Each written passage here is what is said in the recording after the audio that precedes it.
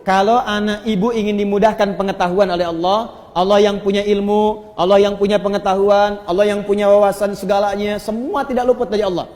Ya, perhatikan, wa huwa ala kulli syai'in qadir, wa huwa bikulli syai'in alim. Semua Allah tahu.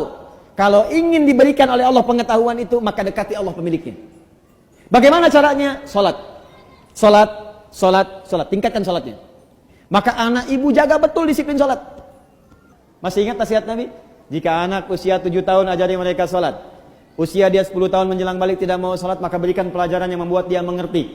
Berikan pelajaran. Kenapa Nabi meminta anak salat? Karena ada korelasi antara salat dengan kepintaran seorang anak. Dan kebaikan seorang anak. Jadi kalau anak dari kecil sudah rajin salat, demi Allah Bu, catat kalimat saya ini. Kalau anak diajari salat dengan benar dari kecilnya, maka anak itu dewasa akan tumbuh menjadi anak yang baik dan pintar. Itu sudah rumus. Ibu cek ya, Al-Kindi, Al-Ghazali, Al-Farabi, ya, Ibnu Sina, Al-Khawarizmi, Al-Battani, itu semua ulama-ulama ini dari kecil sebelum mereka belajar pengetahuan dididik oleh orang tuanya salat. Kedua, Al-Quran. Al-Quran. Ini ada rumus langsung disebutkan oleh pakar Quran. Kalau dia baru terlahir, di usia setiap bulannya, maka putarkan Al-Quran setiap juz setiap bulan. 1 bulan 1 juz. Berurut. Misal, bulan pertama dia lahir, juz 1, Al-Fatihah sampai 141.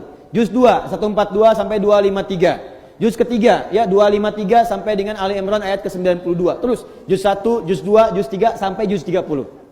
Jadi, begitu anak itu usia 30 bulan, dia sudah mendengar 30 juz. Dan bayi itu fungsi pertamanya pada pendengarannya, bukan pada penglihatannya. Ketika usia 30 bulan, artinya 2 tahun setengah. 24 bulan 2 tahun, 6 bulannya setengah, 2 tahun setengah, dia sudah mulai bisa bicara. Dan dia sudah menghimpun di memorinya 30 juz Al-Quran. Anak itu, ini sepakat para pakar Quran, hanya tinggal diajarkan menghafal Quran 6 bulan, hafal Quran 30 juz. Di 3 tahun anak itu sudah hafal 30 juz. Ibu cari murattal 30 juz. Misal dengan speaker aktif atau yang lain, ibu putar aja di rumah 24 jam. Simpan di ruangan yang strategis, di ruang tengah, di kamar tidur. Saya biasanya di rumah itu di speaker aktif ada sesuai dengan tempat lah. Di setiap kamar kami simpan speaker aktif, Quran 24 jam aja putar. Di ruangan tengah ada di situ. Jadi tiap hari yang terdengar Quran. Tiap hari. Itu suasananya beda Bu, akan lain suasananya, beda. Ibu buka ya, ada kitab namanya Bidayatul Mujtahid. Sekarang banyak digandrungi, kitab fikih. Fikih perbandingan. Bidayatul Mujtahid ini Bu, itu tentang fikih perbandingan, tapi yang nulis dokter bedah.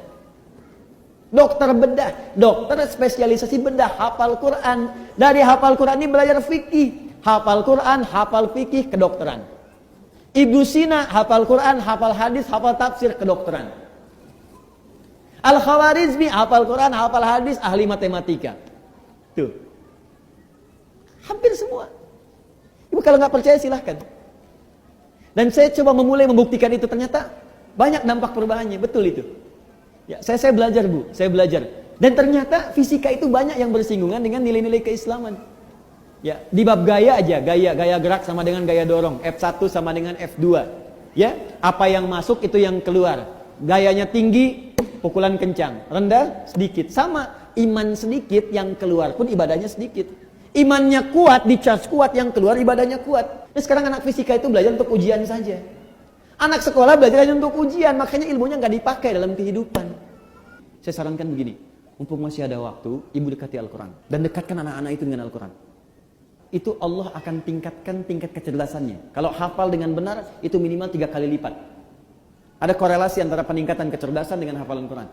Antara hafalan Quran, karena Quran itu punya kurang lebih 52.000 kosakata. Penelitian menunjukkan orang yang banyak hafal kosakata itu akan berpengaruh pada wawasan. Dan karena dilatih cepat menangkap pengetahuan, dilatih cepat menangkap informasi, Quran itu kan paling dahsyat Bu. Belajar fisika, begitu disampaikan masuk, dibutuhkan keluar cepat.